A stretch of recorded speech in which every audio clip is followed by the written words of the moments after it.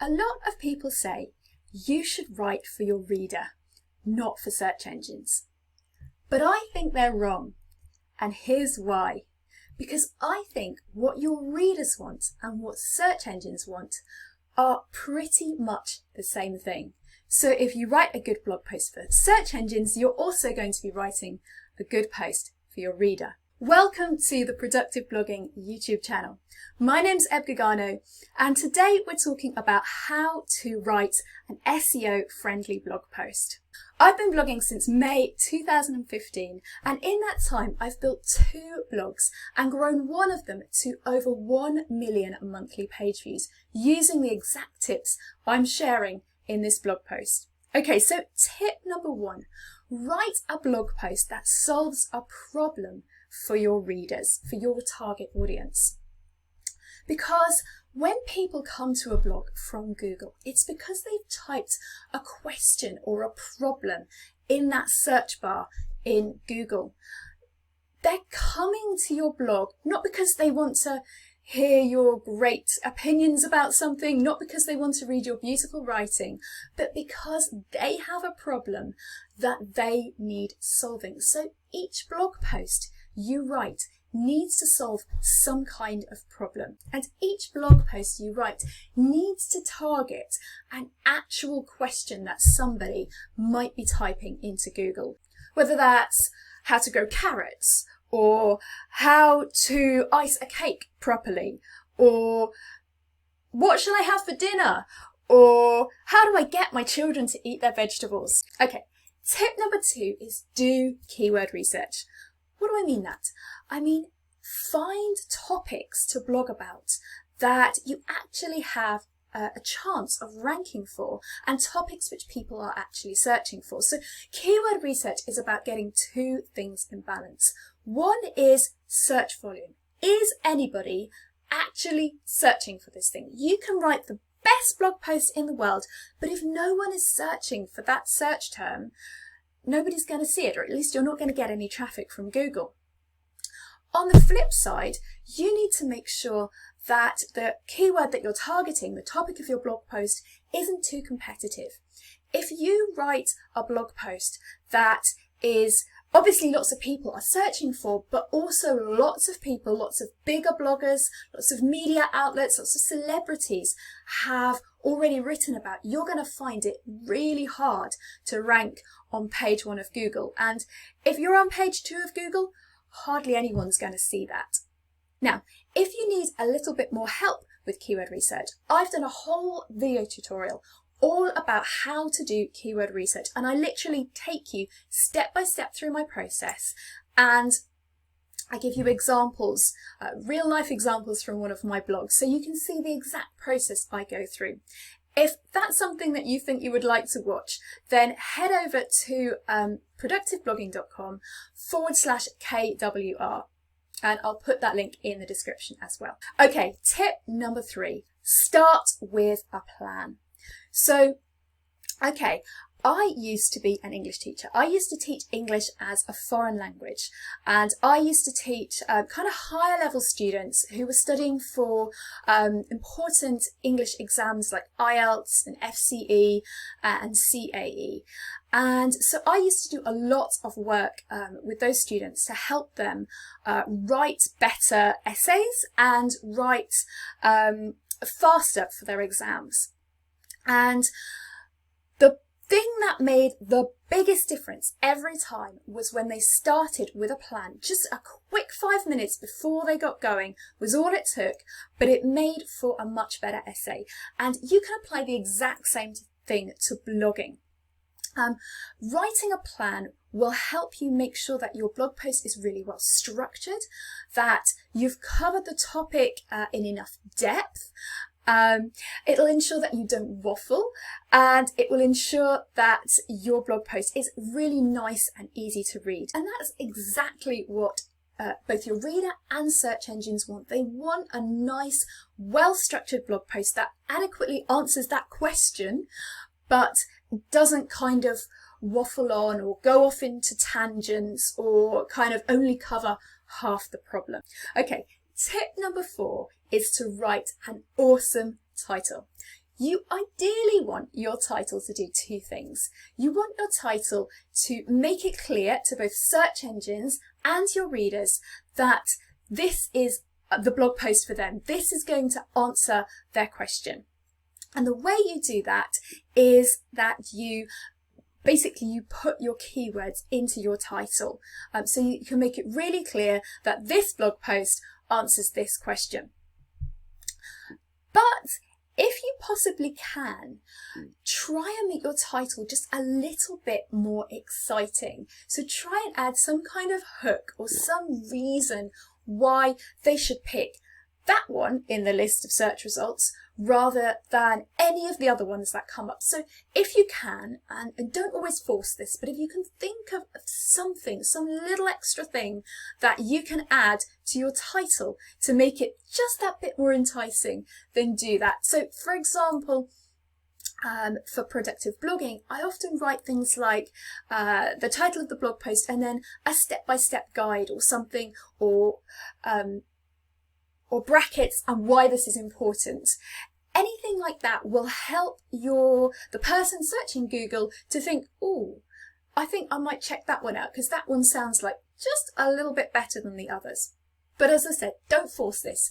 If you can't think of anything, just make sure it's really clear to search engines and your readers that this is a blog post on the topic that they wanted. Okay, let me give you a real example of this. I created a blog post called How to Create an Opt-in Offer for Your Blog.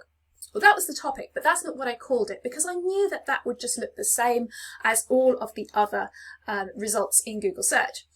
So I wanted to give it a title that grabbed people's attention and made them pick my result rather than anyone else's. So I called my blog post How to Create an Opt-in Offer That Really Works, a step-by-step guide.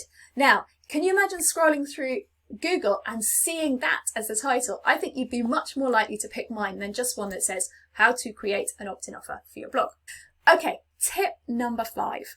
Write a really good first paragraph. So the first thing that someone is going to see in Google search or when they click on your blog post is your title. But the second thing they'll see is your introductory paragraph or your introduction. You want to make this first paragraph as good as you possibly can. And this first paragraph, you really want to do 3 things with. The first thing is to include your keywords. So include that keyword or keyword phrase that you came up with in your keyword research so that both your readers and search engines can really see that this is going to be for them, that this is going to be, this is going to cover the topic that they were hoping for. The second thing you want to do is to give a brief summary of what the reader is going to get out of that post. So just keep this really short, but make sure that your reader is really sure what they're going to get out of this blog post. And the final thing, if you possibly can, is again to create some kind of hook. Give your readers a reason to read on, because what you want to achieve with this paragraph is that your readers who click on that result in search will look at that paragraph and think, yes, this is for me, and read on. What you don't want them to do is click on that result, read your first paragraph and think, no, not for me, go back to Google and choose the next one, because that's going to affect your bounce rate, which will affect your overall SEO. So you want to be hooking those readers in right from the first paragraph and getting them to read on. Okay, so I wanted to give you an example of this. So I want you to imagine that you have a running blog, and on this running blog you want to create like an essential kit list for newbie runners. Okay, this would be the kind of post that you would write where you could get all those lovely affiliate links in and hopefully make decent money. But how are you going to start that blog post off? How are you going to hook in those people so they carry on reading and so that they don't ping straight back to Google? So I wrote you a first introductory paragraph for that. Here we go. New to running, want to know what kit you really need? In this blog post, I share with you exactly what gear a new runner needs and it's less than you think, in brackets. That last bit, it's less than you think, is in brackets. Okay, so that does my 3 things. It hooks my reader in. It makes them see that this is for them. They are a new runner. It tells them that this is going to be about the kit that they really need, but it gives them that extra little hook because it tells them that it's less than they need. That makes them think, ooh, maybe I don't need to spend as much money as I thought I did. And I don't know about you, but if I was a new runner, I'd be really thinking, okay, I need to read on. I need to find out, because this kit list sounds like a good one, especially if they've maybe already been to kit lists that are super long and tell them that they need to spend hundreds or thousands of dollars or pounds to get all the kit that they need. Okay, tip number 6 is use headings, and in particular, use H tags. Okay, so the reason why you need to use headings is, first of all, because it divides up your text and makes it much more easy and enjoyable to read for your reader. And it also means that they can find the information that they most need as quickly as possible. And again, this all goes to keeping that reader on your blog and not making them think, ugh, I can't find what I'm looking for, and ping back onto Google. The other reason why you want to use headings, and in particular why you want to use H tags for your headings, that's like the H2, H3, H3 thing, is because that helps search engines understand what your blog post is about, what topics it covers, and how it is structured. So they actually use those H tags to understand your blog post better. So when you write a blog post, you want to make sure, first of all, H1 is your title, and that's usually done automatically for you. And then H2 is all your subheadings. And then if you have an H2 section that you want to divide into smaller sections, into subsections, then you would use your H3 tags to divide that H2 section into smaller subsections. And then if you had an H3 section that you wanted to divide into smaller sections, you'd use H4 and so on. Most blog posts are only going to need H2, so just divide your blog post into some nice sections. But if you do have an H2 section that starts getting a bit long, use those H3s for that section to just divide that up a little bit more and make it more easy to read for your reader. Okay, tip number 7. Forget everything your English teacher taught you. Now, I know this sounds like a bit of a strange tip coming from an ex-English teacher, but the thing about writing a blog is it's completely different to writing like an essay that you wrote at school, or even like a report that you might write at work. It's its own style of writing, and it has its own rules. So obviously don't forget everything your English teacher taught you. Things like spelling, punctuation and grammar are still important. But with a blog, you want to first of all write your blog in informal English. Okay, so when you're writing a blog post, it's almost like you're writing an email to a friend. Okay, so you would use things like contractions, like you'd use I'm rather than I am, and you'd use more colloquial turns of phrase. Really think of a blog post as having a conversation with your reader, chatting to your reader exactly how you chat to a friend.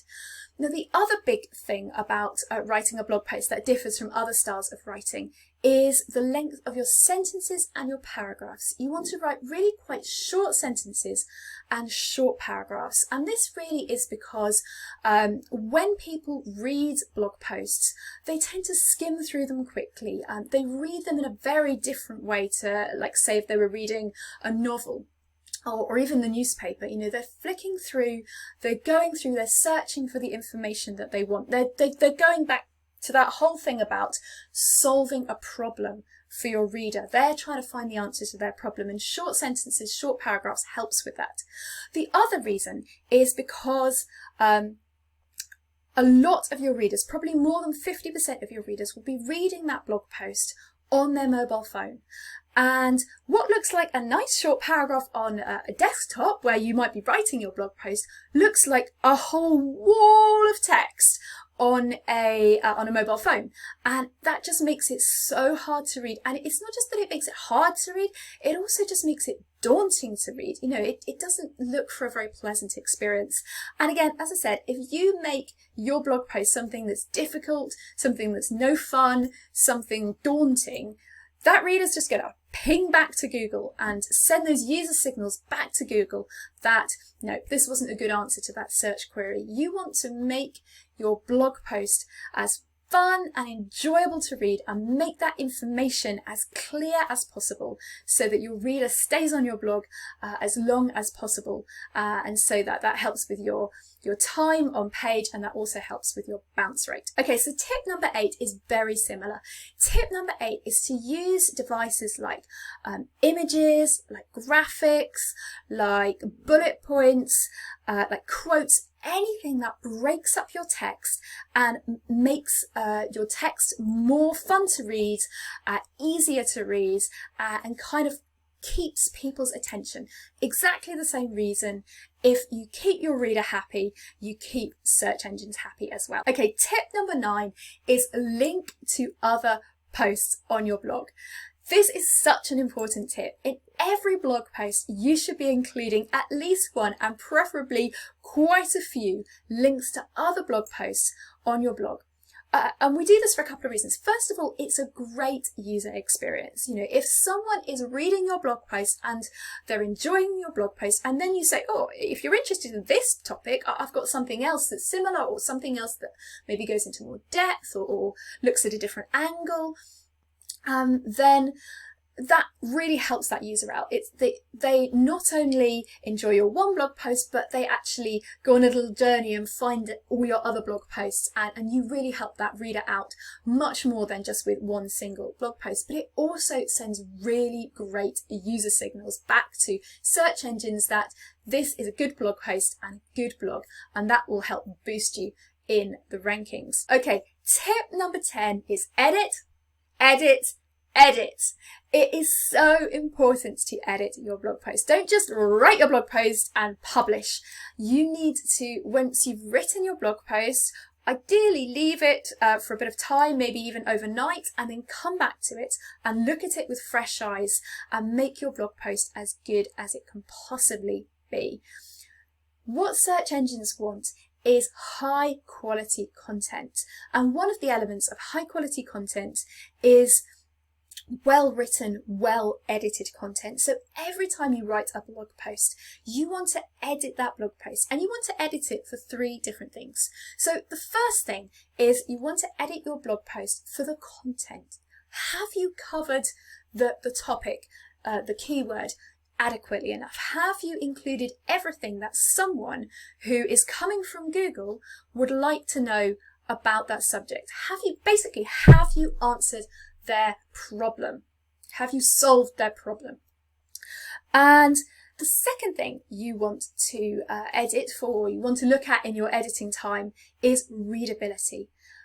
Is your blog post easy to read? Is it an enjoyable experience to read your blog post? And the hands down best way to do this is to read it out loud. You might feel a little bit stupid doing this, but it is so important, and it will make such a difference to your final blog post if you read through it and you can instantly see those areas where it's not nice to read and fix those. Okay, and the third round of edits that you want to do is for spelling, punctuation and grammar, or SPAG for short. You want to make sure that your blog post is free from any spelling, punctuation or grammar errors. If you're good at writing and you're good at these areas, then you can do that yourself. But if this is not your strong suit, you might want to ask a friend to help you out here. And especially if English isn't your first language, you might find that you need to find someone who's has English as their first language to help you out with your spelling, punctuation and grammar, just to make your post as good as it can possibly be, so that it ranks well on Google, because a good quality post is going to rank so much higher than one that is littered with spelling and grammar and punctuation errors. If you want to go a bit more in depth with this subject and really learn how to write the perfect blog post, not just for your readers but also for SEO, head over to productiveblogging.com and you will find a blog post there called How to Write the Perfect Blog Post, and that will take you step by step through all the things we've covered in this video, but just in a bit more depth.